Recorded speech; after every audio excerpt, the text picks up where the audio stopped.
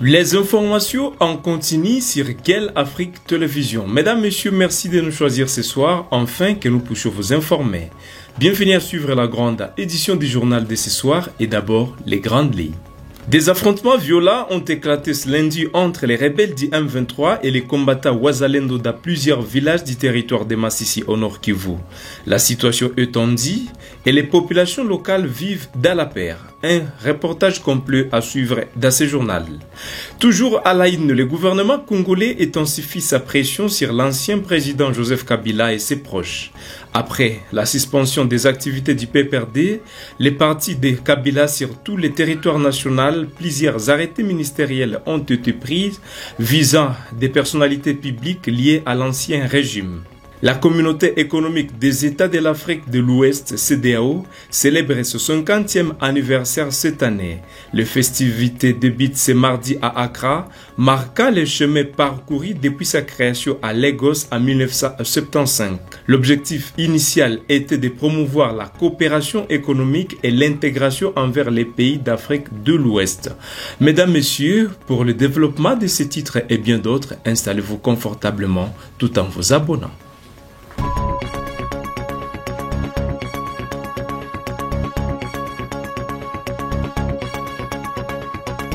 Mesdames, Messieurs, ouvrons ce journal par cette brève information. Les discussions de Doha sont dans l'impasse. Après plus de 3 semaines de négociations, les délégations sont revenues sans déclaration conjointe qui était pourtant en discussion. La situation est compliquée par un désaccord sur la libération des prisonniers AFC M23. Kinshasa a libéré 5 détenus en signe de bonne volonté en échange du retrait de Walikale. Mais la rébellion du M23 refuse de reconnaître cette mesure et a soumis à la médiation une liste de plus de 700 prisonniers à libérer, mais insiste également sur des mesures de confiance. Parlons sécurité dans la province du Nord Kivu. Des affrontements violents ont éclaté ce lundi entre les rebelles du M23 AFC et les combattants Wazalendo dans plusieurs villages du territoire de Massissi dans la province du Nord Kivu. La situation est tendue et les populations locales vivent dans la peur. Plus de détails, c'est dans ces reportages. La situation a été tendue lundi 21 avril dans plusieurs villages du territoire de Massissi au Nord Kivu, où les rebelles du M23 et les combattants Wazalendo se sont de nouveau affrontés.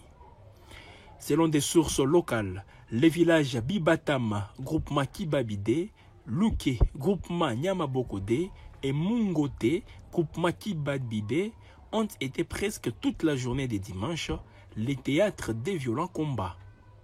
Les affrontements y ont opposé les rebelles du M23 aux combattants Wazalendo. Aucun bilan n'est disponible pour le moment. Selon plusieurs sources, des centaines d'habitants ont fui leur village. Pendant ce temps, ces sources dénoncent les renforcements. Pendant ce temps, ces sources dénoncent les rançonnements des habitants d'Oufamandoudé par les combattants du groupe Union des Patriotes et Démocrates pour la défense du Congo d'un certain Noah Maachano.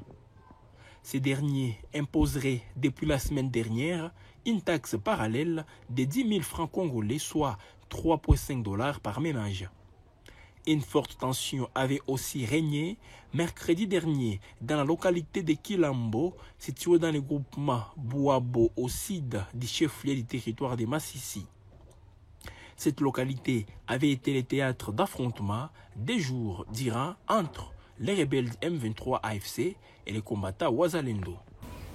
Rendons-nous dans la province de l'Ituri, toujours dans la partie orientale de la République démocratique du Congo, où l'état de siège instauré par le président de la République Félix Tshisekedi semble porter ses fruits dans les territoires de Mahagi. Selon le conseiller en communication du gouverneur militaire, la situation sécuritaire s'est considérablement améliorée, atteignant un taux des récits de 80%. Des détails, c'est dans ces reportages. Cette évaluation à mi-parcours, bientôt 4 ans depuis l'instauration de l'état de siège, est consécutive à la stabilisation de certaines entités dont Angalde, Ngote, Katanga, Dialasiga, Goli, Mukambo, Ame, Berunda et bien d'autres entités selon le lieutenant Jules Ngongo. Les travaux bâtis par le lieutenant général Luboya sous état de siège, qu'est-ce que nous avons fait pour faire un bilan de l'état de siège dans le territoire de Mahagi? Les zones de Angalde, aujourd'hui, Angalde est vivable. On ne pouvait pas aller, il y a 2 ans passés, aller en Angalde et revenir. Il fallait laisser un testament. Vous savez, Ngote était un centre où on pouvait, si vous êtes en voyage, vous allez passer nuit en Ngote. Mais à un certain moment, ce sont que le militaire qui devrait se déployer en Ngote. Mais aujourd'hui, Ngote a retrouvé sa belle robe. Katanga, vous savez, en 2022, Katanga a été pillé par les Codeco, incendié. Et un travail a été effectué sur demande de nos populations lorsque le gouverneur était passé ici. Djalasiga, vous le savez, aujourd'hui, grâce à l'état de siège, Djalasiga fait beau vivre. Goli également. Ce succès est aussi à mettre dans les volets des infrastructures construites durant cette période exceptionnelle, désenclavant ainsi les territoires de Mahagi. Le gouverneur militaire, lieutenant général Luboya, s'est lancé également à sécuriser, à protéger, à développer le territoire en suivant ou en exécutant la pensée profonde du commandant suprême Félix Tshisekedi Tshilombo à travers le projet de 145 territoires. Donc aujourd'hui, voilà la salle ici. 4 ans, cette salle n'existait pas. Vrai ou faux?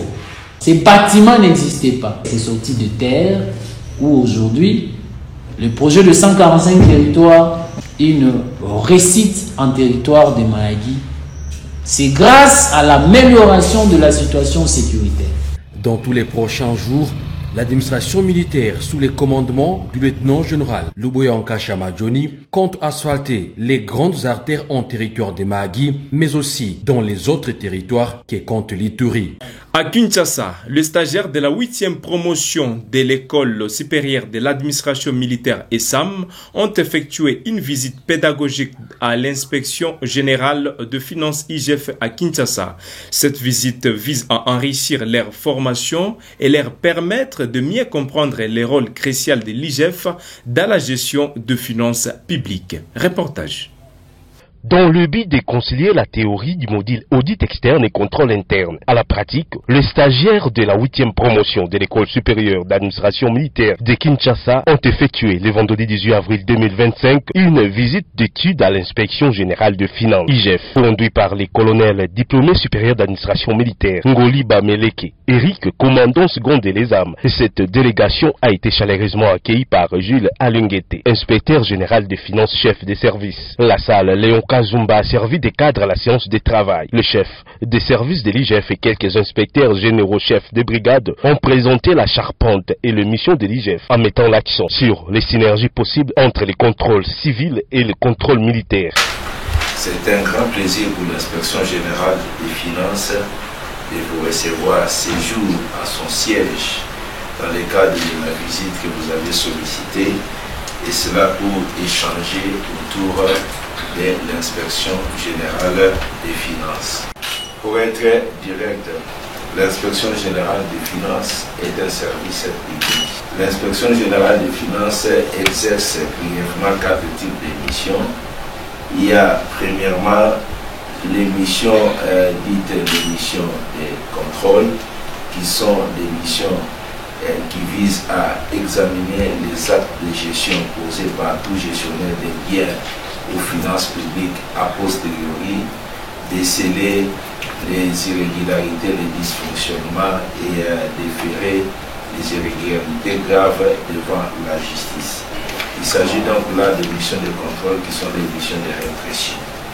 L'inspection générale des finances exerce deuxièmement des missions d'audit opérationnel. Auparavant, les colonels Ngoli Bameleke et le général Jean-Claude Brégeot, respectivement commandant second et directeur des affaires académiques de l'ESAM, ont présenté les missions, les fonctionnements et les nouveaux sièges qui abritera l'ESAM. Une visite guidée du bâtiment ultra-moderne de l'IGF, la remise des cadeaux aux autorités de l'IGF par les commandants de l'ESAM et la séance des photos souvenirs ont clôturé tard dans la nuit cette visite. Au terme de cette visite, le colonel Guy Bodouka, stagiaire de l'ESAM où était chef de promotion, a fait l'économie de cette activité.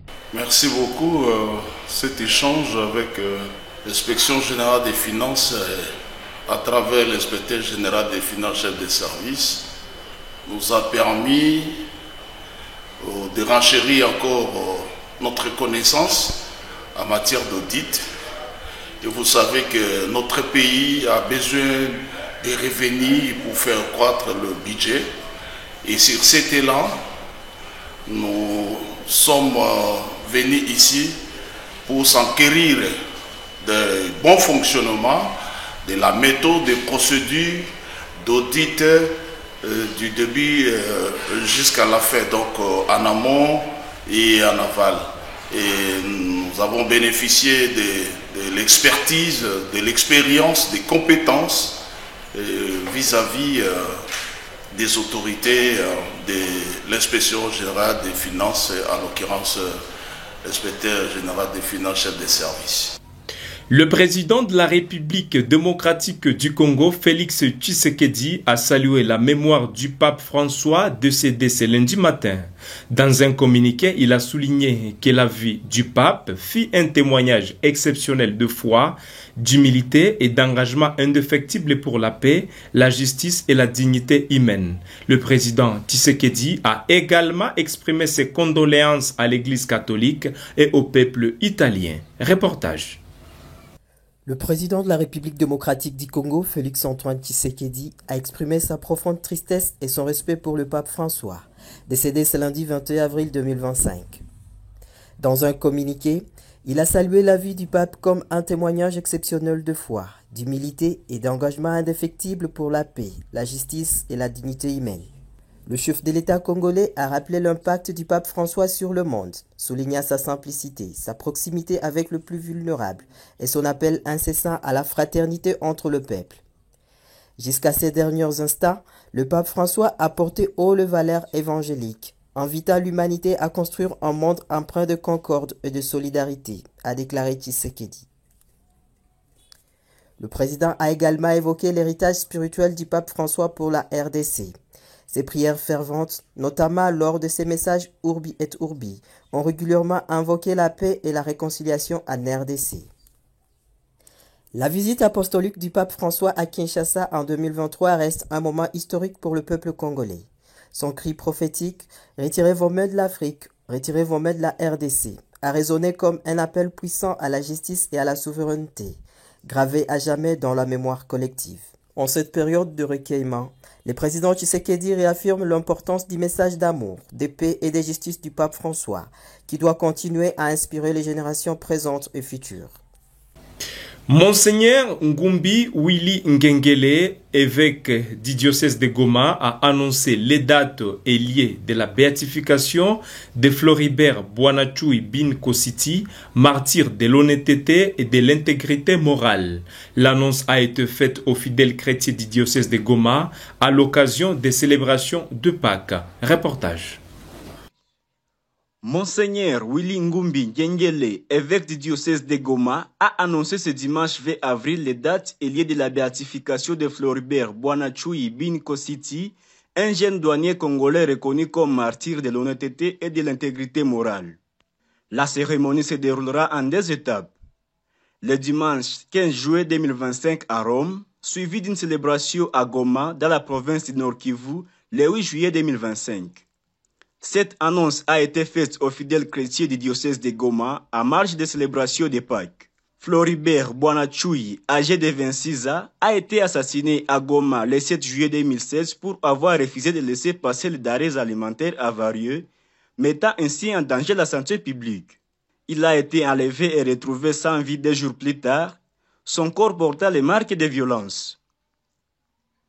Son histoire, relatée dans le livre La Civiltà Cattolica, est celle d'un homme qui a payé de sa vie son refus de céder à la corruption. Le décret du dicaster pour les causes d'essai autorisant la béatification de Floribert Boanachui a été publié le 25 novembre 2024 dans le bulletin quotidien du bureau de presse de Saint-Siège. Le pape François a approuvé cette décision, reconnaissant ainsi l'héroïsme et la sainteté de ces jeunes douaniers congolais. La béatification de Floribert Boanachui est un événement majeur pour le diocèse de Goma et pour toute la République démocratique du Congo. Elle témoigne de l'importance de l'intégrité et de la lutte contre la corruption et offre un exemple inspirant pour les générations futures. Le gouvernement congolais intensifie sa pression sur Joseph Kabila et ses proches après la suspension des activités du PPRD, le parti de Kabila, sur tous les territoires nationaux. Plusieurs arrêtés ministériels ont été pris visant des personnalités politiques liées à l'ancien régime. Reportage. Le gouvernement congolais a lancé une offensive contre l'ancien président Joseph Kabila et ses proches, suscitant des inquiétudes quant à l'avenir des négociations de paix avec le groupe rebelle AFC M23 à Doha. Après la suspension des activités du parti de Kabila, le PPRD sur tous les territoires nationaux, plusieurs arrêtés ministériels ont été pris visant à geler les biens, les comptes bancaires et à restreindre la liberté de circulation de plusieurs personnalités politiques. Le ministre de la Justice, Constant Mutamba, a annoncé des procès à venir, affirmant que tous les biens identifiés, avoirs et comptes bancaires seront concernés par la saisie. Ces mesures ont été qualifiées de préventives par le gouvernement congolais qui accuse Kabila d'avoir quitté le pays clandestinement et de soutenir des mouvements rebelles depuis l'étranger. Kabila est astreint à des obligations par son statut d'ancien président, a déclaré une source gouvernementale accusant l'ancien président de complicité avec des groupes armés basés au Rwanda et au Nord Kivu. Du côté du M23, la situation est perçue comme un obstacle majeur aux négociations de paix à Doha. Les mouvements rebelles estiment que les poursuites judiciaires contre Joseph Kabila sont contraires aux mesures de confiance nécessaires pour avancer dans le dialogue. Le Qatar et les États-Unis, qui agissent comme médiateurs, avaient pourtant salué les retraits du M23 à Walikale Centre comme un geste de bonne foi. Kinshasa a répondu en libérant 5 personnes, mais les M23 contestent leur identité. L'utilisation du terme groupe terroriste par les officiels congolais pour désigner les M23 continue de bloquer les discussions. Les divergences sur les conditions de libération des prisonniers et l'absence de réaction de l'entourage de Joseph Kabila à ces accusations renforcent les craintes d'une impasse dans les négociations. L'escalade de la tension entre Kinshasa et l'ancien président Joseph Kabila ainsi que la réaction du M23 laisse planer un doute sur la possibilité d'une solution pacifique au conflit dans l'est de la République démocratique du Congo. La communauté économique des États de l'Afrique de l'Ouest CEDEAO célèbre son 50e anniversaire cette année. Les festivités débutent mardi à Accra, au Ghana, marquant les chemins parcourus depuis sa création à Lagos en 1975. L'objectif initial était de promouvoir la coopération économique et l'intégration entre les pays de l'Afrique de l'Ouest. Reportage. La CEDEAO célèbre son 50e anniversaire cette année. Les festivités débutent ce mardi à Accra, marquant les chemins parcourus depuis sa création à Lagos en 1975. L'organisation a pour objectif initial de favoriser la coopération et l'intégration économique des États ouest africains. Malgré des succès notables comme la libre circulation des personnes et des biens, la CEDEAO est aujourd'hui confrontée à des défis majeurs. La multiplication des conflits, l'extrémisme violent et les retraits récents du Mali, du Burkina Faso et du Niger fragilisent l'organisation. La CEDEAO a déjà montré sa capacité à s'adapter. La création de l'ECOMOG en 1990 et l'adoption des protocoles sur la paix et la sécurité ainsi que la démocratie et la bonne gouvernance témoignent de cette évolution. Cependant, l'organisation doit se réformer en profondeur pour relever les défis actuels. Amadine Nyageno, chercheuse à l'Africa Police Research Institute de Berlin, souligne la nécessité de revenir aux objectifs initiaux de la CEDEAO, notamment l'intégration économique et politique. Une communication plus efficace est également essentielle pour sensibiliser les populations aux actions de l'organisation. La réussite de cette réforme dépendra de la volonté des chefs d'État. La conférence des présidents qui détient le pouvoir décisionnel devra jouer un rôle crucial dans l'évolution de la CEDEAO. Malgré des avancées, des projets comme les marchés communs ouest africains, et les corridors des transports n'ont pas été pleinement réalisés. Les commerces interrégionaux restent faibles et les disparités des ressources entre les pays persistent. L'organisation se trouve à un tournant. La volonté politique des chefs d'État sera déterminante pour garantir sa survie et son efficacité. La CEDEAO a un rôle crucial à jouer dans la stabilité et le développement de la région. Sa capacité à s'adapter et à relever les défis actuels sera déterminante pour son avenir. Par ici que nous mettons fin à cette édition du journal sur Guel Afrique Télévision. Nous vous disons merci de nous avoir choisis pour vous informer. Abonnez-vous et on se fixe un nouveau rendez-vous à la prochaine pour d'autres informations.